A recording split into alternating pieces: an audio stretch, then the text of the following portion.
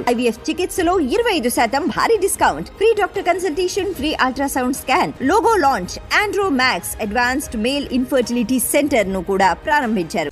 NDA శాసనసభాపక్ష సమావేశంలో AP deputy CM Pawan Kalyan కీలక వ్యాఖ్యలు చేశారు. నెల రోజుల్లోనే జగన్ ప్రభుత్వంపై విమర్శలు చేస్తున్నారని పవన్ కళ్యాణ్ అన్నారు. గ్రూప్ తగాదాకు రాజకీయ రంగు పులిమి అవాస్తవాలు చెబుతూ కుట్రలకు తెరలేపుతున్నారని పవన్ ఆరోపించారు. సభలోకి వచ్చే ముందు పోలీసులతో గొడవ, గవర్నర్ ప్రసంగానికి అడ్డు తగలమని ఎమ్మెల్యేలను రెచ్చగొట్టడం జగన్ అహంకార ధోరణికి నిదర్శనమని పవన్ అన్నారు.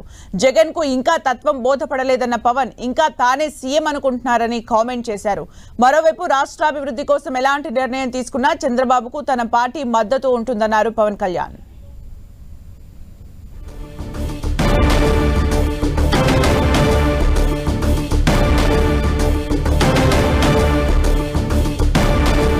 డిప్యూటీ సీఎం పవన్ కళ్యాణ్ వ్యాఖ్యలకు సంబంధించి మరిన్ని అప్డేట్స్ మా ప్రతినిధి రవిచంద్ అందిస్తారు. రవిచంద్.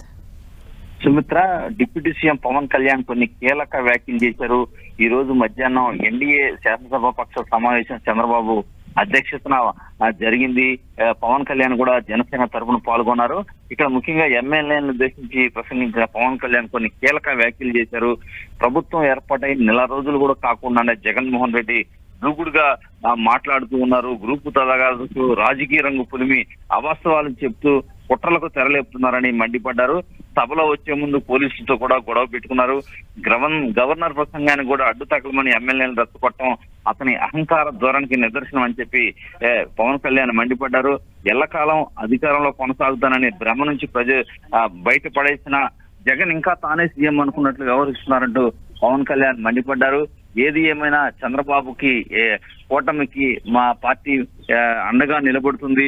ఎమ్మెల్యేలంతా కూడా చంద్రబాబు తీసుకున్న నిర్ణయాలకి కట్టుబడి ఉంటారు. మా పూర్తి సహకారం అందిస్తామని కూడా పవన్ కళ్యాణ్ చెప్పడం జరిగింది. అదేవిధంగా నామినేటెడ్ పదవులు కావచ్చు, కొన్ని పార్టీల తరఫున కోఆర్డినేషన్ విషయంలో కూడా కొన్ని జనసేన నుంచి కూడా నాదెండ్ల మనోహర్ కొన్ని ప్రతిపాదనలు తీసుకొచ్చారు.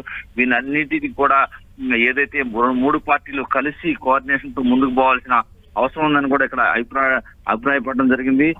ఏదే పవన్ కళ్యాణ్ వ్యాఖ్యలు మాత్రం ఇక్కడ ఎమ్మెల్యేలో చర్చనీయాంశంగా మారింది. ఎట్టి పరిస్థితిలో కూడా చాలా గట్టిగా మాట్లాడారని చెప్పుకోవచ్చు. జగన్మోహన్ రెడ్డి వైఖరిపై ఆయన మండిపడ్డారు. అదేవిధంగా ఏదైతే కూటమి మధ్య విభేదాలు సృష్టించేందుకు కూడా జగన్ ప్రయత్నిస్తున్నారు, ఆ అవకాశం ఇవ్వకూడదని కూడా పవన్ అభిప్రాయపడ్డారు. అదేవిధంగా మూడు పార్టీల మధ్య కోఆర్డినేషన్ మరింత సమన్వయంతో ముందుకు పోవాలి. ఏదైతే జనసేన వైపు నుంచి పూర్తిగా చంద్రబాబుకి అండగా నిలబడతాము అనే హామీని అయితే ఇవ్వడం జరిగింది.